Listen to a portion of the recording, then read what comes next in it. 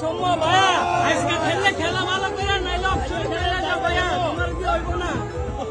আজকে ভালো করে খেলা নাইলে অপশন খেলে যাও, তোমার কি হইব না ভাইয়া?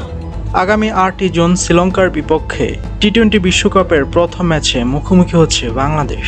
কিন্তু গতকাল ভারতের বিপক্ষে প্রস্তুতি ম্যাচে ওপেনিংয়ে লিটন, শান্ত ও সৌম্য একেবারেই জঘন্যতম ব্যাটিং করেছেন। সৌম্য ও শান্ত তো 0 রানেই আউট।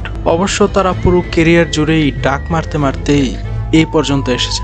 আর এরকম হতশ্রী ব্যাটিংয়ের কারণে দর্শকরাও রীতিমতো দুদুনি দিয়েছেন।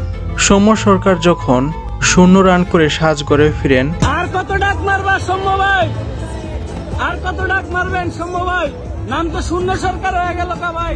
এরপর নাজমুল হোসেন শান্ত যখন 6 বল খেলে 0 রানে সাজ করে ফিরে।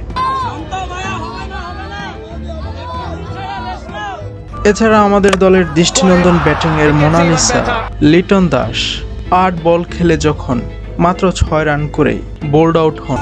লিটন দাস হবে না ভাইয়া,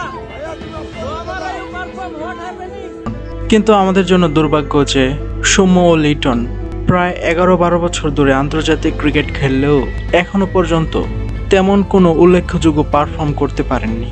যাই হোক প্রিয় দর্শক, আপনার কি মনে হয় বাংলাদেশ কি আসলেই গ্রুপ পর্বের বাধা টপকে বিশ্বকাপের সুপার 8-এ উঠতে পারবে? তা অবশ্যই কমেন্টে জানিয়ে দিন। ধন্যবাদ।